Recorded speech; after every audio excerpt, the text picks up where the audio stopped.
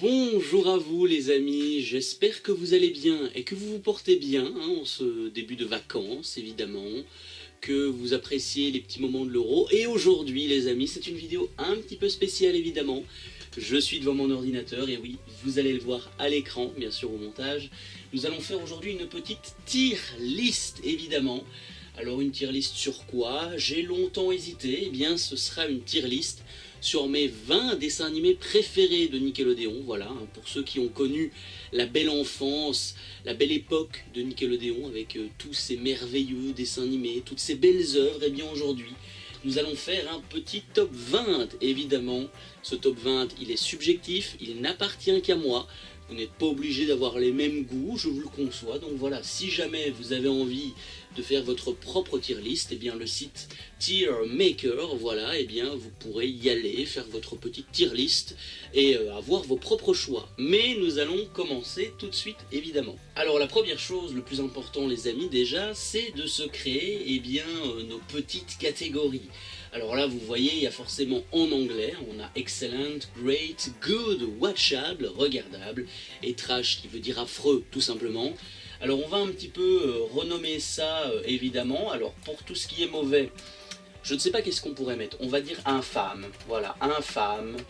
C'est un bon mot, c'est un bon mot infâme hein, pour tout ce qui est possible. De l'autre, watchable, eh bien on va appeler cela, bon on va dire tranquille, ça se regarde. Tranquille, voilà, ça se regarde, c'est regardable. Good, bon, on va mettre c'est pas mal, hein. Je pense que c'est bien, c'est pas mal. Ici, à la place de great, on va mettre c'est une dinguerie, voilà. Et ensuite, on va mettre au lieu d'excellent, il n'y a pas plus brillant que ça, voilà, pour dire qu'au-dessus c'est l'œuvre ultime. Donc évidemment, vu que c'est un top 20, ben voilà, on va essayer de faire des petits choix. Je pense qu'essayer de faire par catégorie de 4, c'est pas mal. On va essayer d'aller un petit peu en décroissant, je pense qu'il n'y a pas plus brillant que ça, on va pouvoir en mettre 2, c'est pas mal, hein.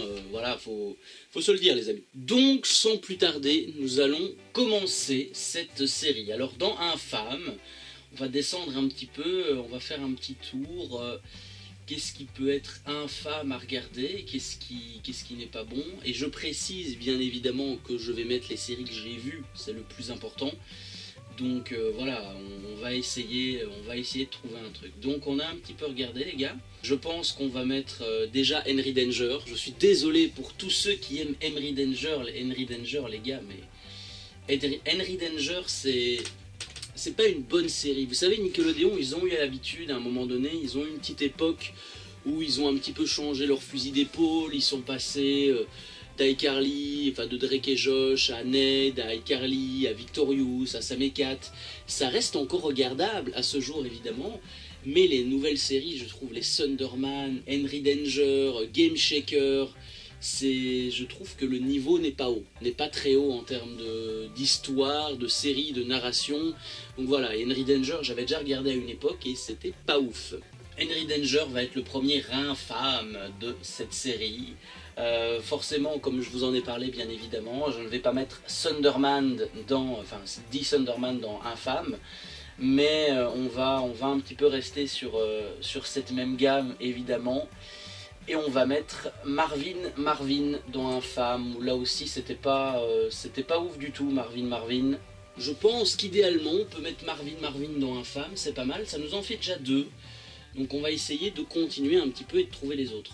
Justement, on en parlait les amis, et je pense que c'est le moment idéal pour les mettre dans Infâme. Et qui allons-nous mettre? Eh bien nous allons mettre Game Shaker, et oui, donc voilà, hein, le premier étage va être assez rapidement fait. Maintenant, nous allons mettre le dernier infâme les gars, et oui, après avoir choisi, eh bien il est l'heure cette fois-ci de mettre une autre série dans cette catégorie, et elle s'appelle Super Ninja. Voilà, je sais pas si vous avez déjà eu l'occasion de voir cette série qui était vraiment pas ouf, honnêtement. Ça repassait à une époque sur Nickelodeon, en fait c'est des ninjas évidemment, hein, aidés par un vieux grand-père, un maître sensei qui va aider ses gamins, qui en fait sont lycéens, collégiens le jour, ninja la nuit.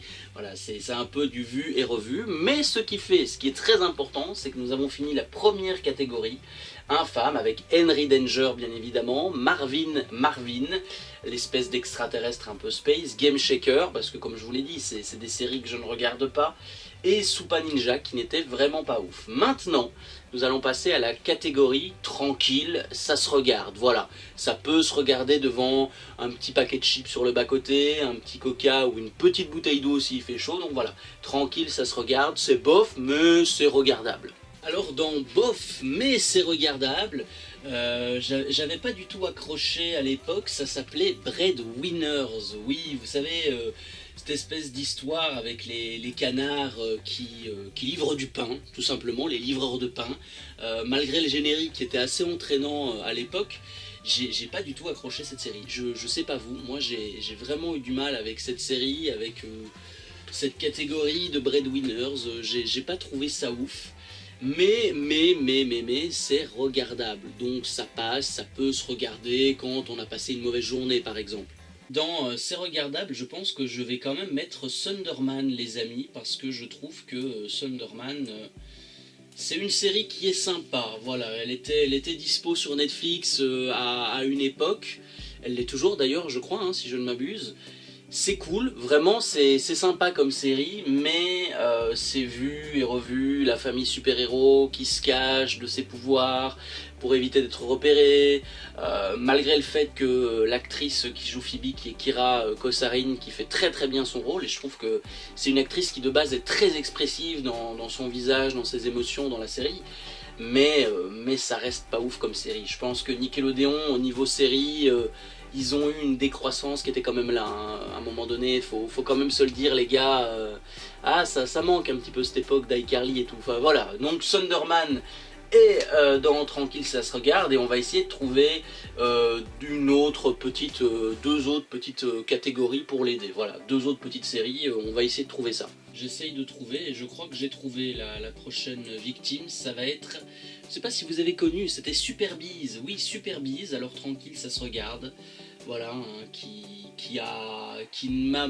pas beaucoup marqué quand c'était sur Nickelodeon à une époque. Pour le coup, ouais, c'était pas ouf à l'époque Super Bees, mais ça reste sympa pour le coup. On va donc mettre un quatrième pour ici, voilà, comme ça fait égalité avec Infâme, mais au moins on aura quelque chose de sympa qui pourra un petit peu clôturer cette partie là, évidemment, comme ça on pourra terminer cette partie là. Et le dernier qui va accompagner Super Bees, ça va être Tough Puppy, évidemment. Tough Puppy, là aussi, c'était vraiment pas ouf à une époque, mais ça se regarde encore une fois. Mais maintenant que nous avons les 8 premiers, nous avons une base qui est là, la base infâme et la base tranquille, ça se regarde. Maintenant, on va passer à c'est pas mal. Donc là, on entre déjà un petit peu dans la catégorie où on se dit tiens, c'est pas mal, ça me plaît, ce petit côté touchant, émotionnel, drôle, piquant, savoureux. Voilà, on va entrer un petit peu dans cette catégorie là maintenant. Et dans c'est pas mal, eh bien le premier, ça va être les castors allumés, les gars. Alors les castors allumés, hein, vous savez, le voilà, c'était le petit moment chanson de la vidéo avec Norbert et Daggett. C'était pas mal, à une époque franchement c'était pas mal. Ces deux castors là qui étaient complètement ouf à l'époque, hein. Il y avait de l'humour, il y avait un petit peu de tendresse, d'émotion, c'était vraiment cool. Ça me faisait un peu penser aux vieux cartoons, parce que voilà, il y avait des gags, même la présentation de base du générique, ça fait un peu style Looney Tunes des années 90, enfin franchement c'était un bon dessin animé, et je regrette encore aujourd'hui que Nickelodeon est... Après c'est la modernité les enfants, hein, c'est la nouveauté, voilà, on sait que maintenant il faut du Alvin et des Chipmunks, il faut de la Pat' Patrouille, voilà, c'est les dessins animés de maintenant, hein, pour les petits 2000, 2002, 2003, 2006, que vous êtes 2012, évidemment, hein, vous tous, tous les petits babies. Mais voilà, on peut regretter qu'aujourd'hui c'est un dessin animé qu'on ne trouve plus et qu'on ne trouvera plus malheureusement, sauf pour ceux qui ont su les avoir en DVD, mais voilà. Donc les castors allumés, c'est pas mal, c'est un premier, c'est assez cool, c'est vraiment pas mal. Donc ça lance un petit peu la catégorie. Alors ce qui était pas mal aussi, ce qui était vraiment pas mal à une époque, eh bien c'est cette série que vous voyez un petit peu défiler à l'écran. On va mettre Jimmy Neutron, oui, Jimmy Neutron, je ne sais pas s'il y en a parmi vous qui se souviennent de la Terre à Pluton, vous voyez, nourri au bonbon, donc voilà, c'était un bon générique, et il y avait un petit peu cette idée très intéressante de mettre en avant la série Jimmy Neutron à part entière, avec ses personnages, ces nouveaux personnages, mine de rien, des personnages qui ont été réactualisés par rapport au premier film, qui était sorti à l'époque, et très clairement l'idée était de surfer un petit peu sur cette vague, mais c'était une bonne série en plus d'avoir un bon générique, les personnages toujours aussi gaguesques, burlesques à n'en plus finir, et on prenait vraiment un petit peu plus de, je vais dire, d'empathie pour certains personnages, que ça soit pour Libby, qui était la meilleure amie de Cindy, je crois, amoureuse de Shin, il me semble aussi, où on apprenait un petit peu plus à la connaître. Cindy également, on découvrait un petit peu sa romance avec Jimmy à l'époque, et ça s'est ressenti à travers certains épisodes que voilà, elle avait beau l'enquiquiner depuis des années, mais elle est quand même amoureuse de lui, parce que ils ont quand même deux beaux petits égos bien à eux, deux bons forts caractères, donc forcément il y a quelque chose derrière. Mais oui, Jimmy Neutron, c'est pas mal, et ça mérite sa place dans cette tier list.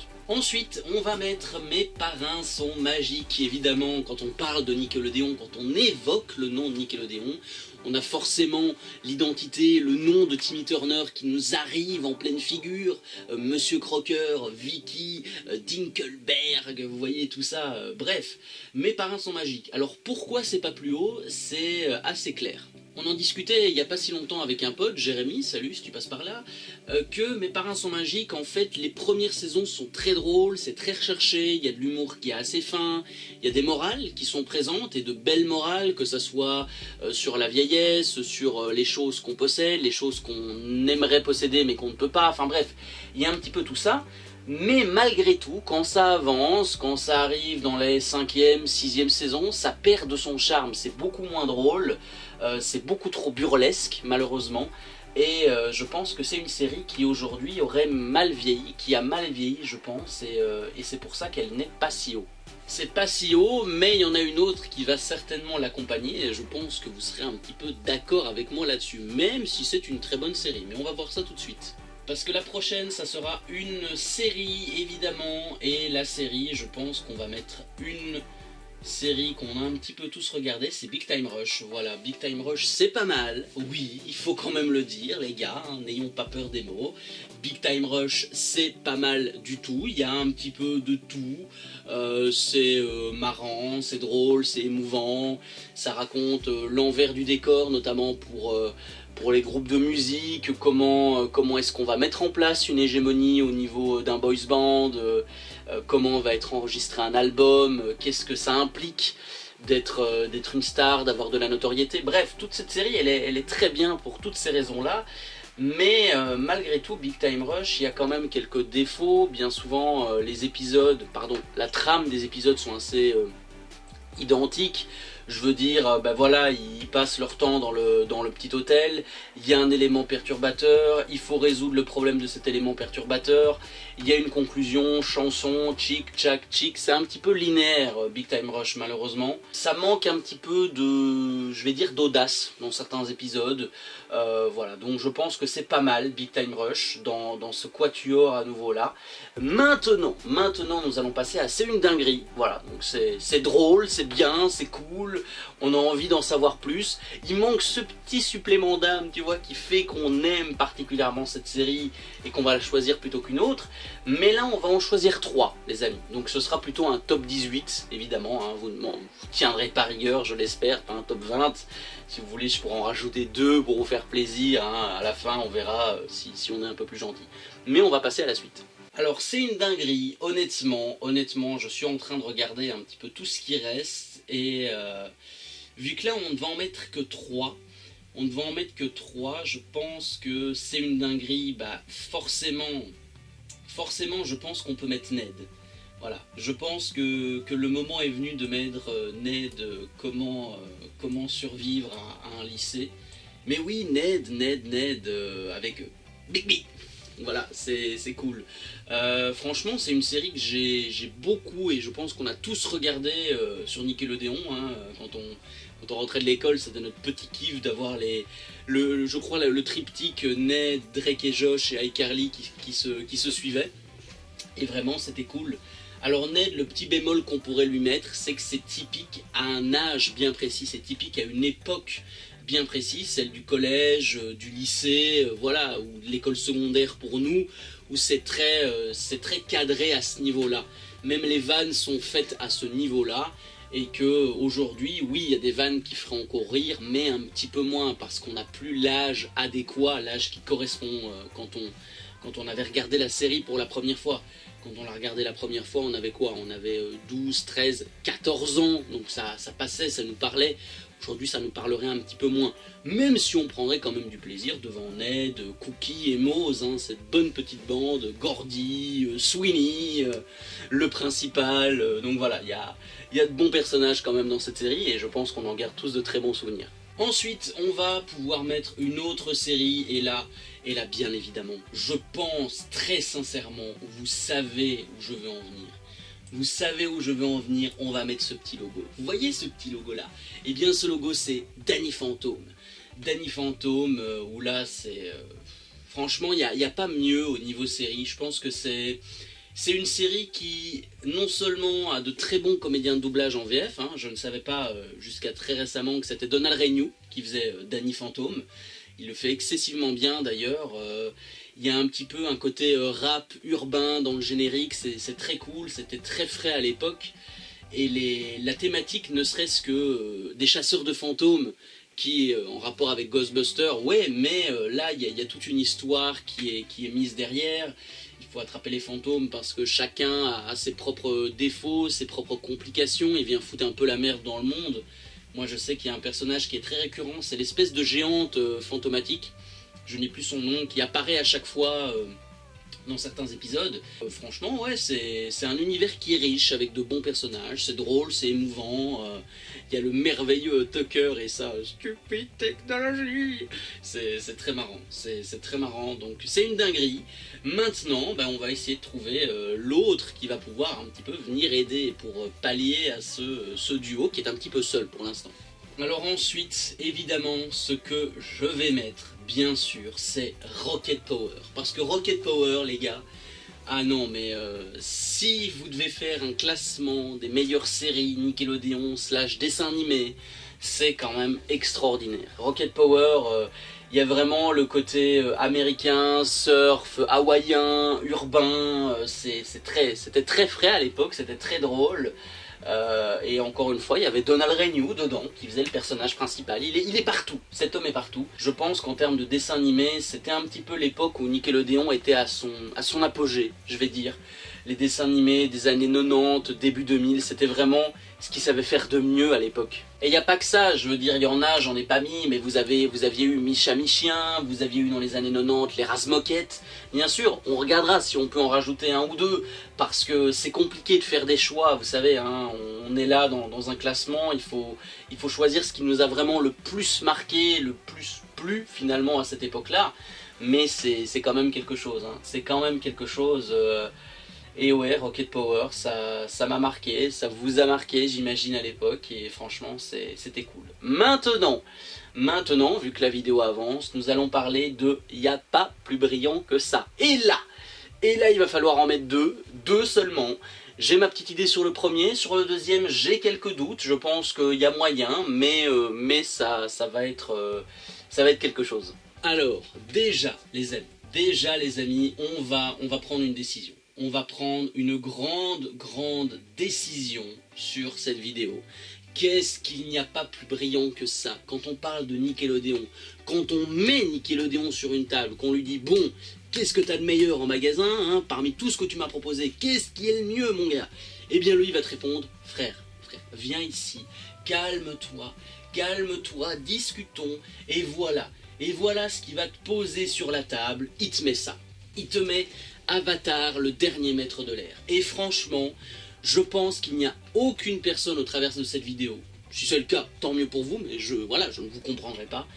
Cette série, elle n'a que 3 saisons, elle n'a que 3 livres, l'eau, la terre et le feu, mais c'est une dinguerie, cette série, il n'y a pas plus brillant que cette série, franchement, que ça soit au niveau de l'humour, de l'émotion, de l'intensité, des petits arcs, des personnages, de l'histoire, du passif de certains personnages, de la relation entre les personnages, c'est incroyable.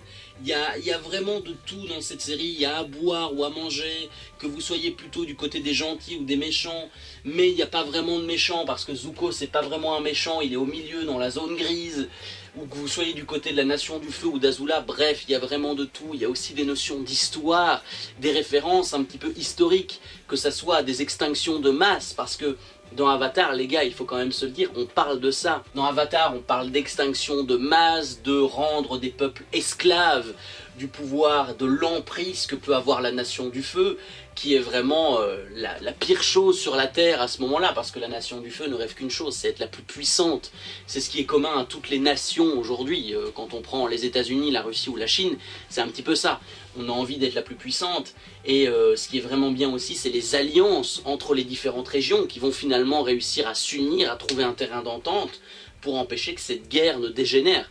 Et Avatar, ouais, c'est extraordinaire. Vraiment, comme série, c'est extraordinaire, et je pense que Nickelodeon ne fera jamais mieux en termes de série, c'est là.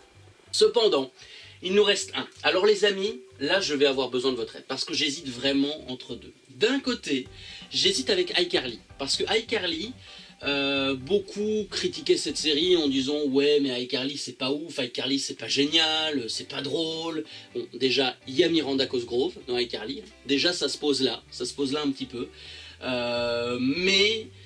Et puis iCarly dans un sens, j'allais dire mais iCarly dans un sens nous montrait l'envers du décor d'internet, ce que ça pouvait être une star, et ça fait une belle référence au YouTube d'aujourd'hui où finalement on est un petit peu dans le même type qu'iCarly, on est dans un iCarly en grandeur nature aujourd'hui, hein. Je veux dire, quand vous me regardez via la caméra, c'est comme quand dans la série iCarly faisait son émission sur internet, c'est un petit peu ça.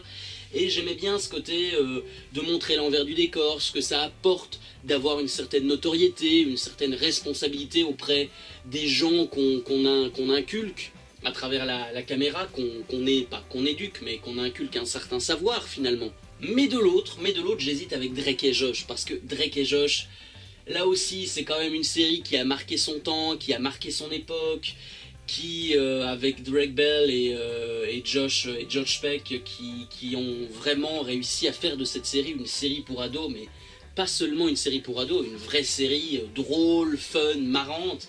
Et à l'époque, il y avait la fameuse Megan, avec Miranda, qui était encore toute minaude, toute jeuneau dans cette série. Donc je pense que je vais rester sur ma première idée, et je suis désolé parce que je suis un fan incontesté quasiment de Drake et Josh, mais je pense que je vais mettre iCarly, mais Drake et Josh à la limite suivrait juste derrière à un cheveu, mais je vais mettre iCarly les gars, je vais mettre iCarly devant Drake et Josh, parce que voilà, ce classement il est là, il est fait, mais je suis désolé les amis, c'est terrible, mais donc voilà, Avatar et iCarly vont conclure ce classement.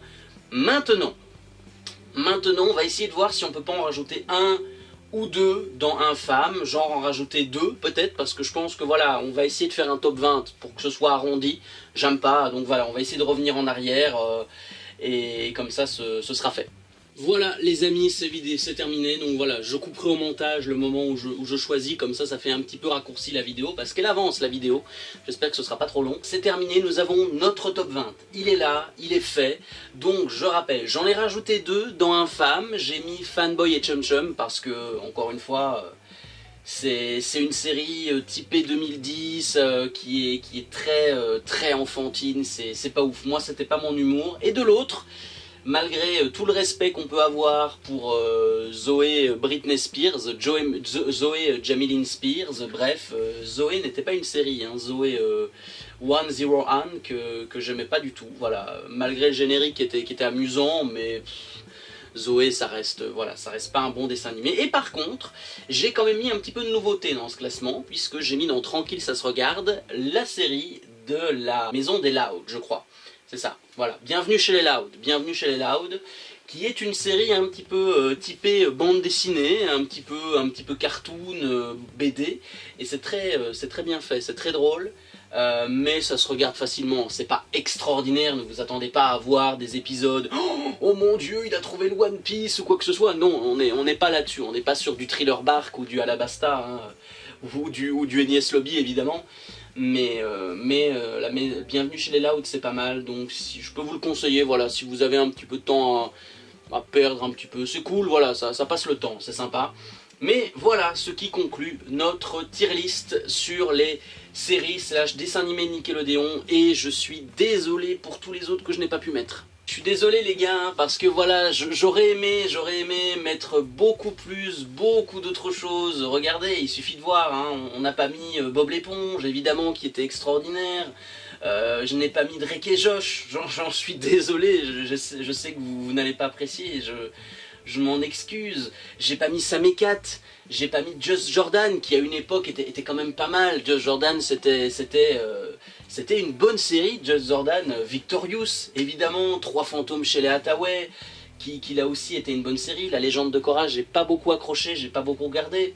Donc vous m'excuserez, Tortue Ninja, qui était pas mal, et la maison Anubis, la série Anubis, qui était extraordinaire aussi. Mais, bon les gars, c'est un top 20, il faut faire des choix, il faut prendre des décisions, et mes choix, ils sont là, donc je répète vite fait, donc voilà, dans Infâme, nous avons Henry Danger, Marvin, Game Shaker, Super Ninja, Fanboy Chum Chum, Zoé, dans Tranquille, ça se regarde, Breadwinner, Thunderman, Super Bee, Stuff Puppy, Bienvenue chez les Loud, c'est pas mal, on a les castors allumés, Jimmy Neutron, Mes parents sont magiques, Big Time Rush, c'est une dinguerie, on a Ned, Danny Phantom et Rocket Power, et on termine par, il n'y a pas plus brillant que ça, Avatar et iCarly, qui dépassent d'un cheveu Drake et Josh, évidemment.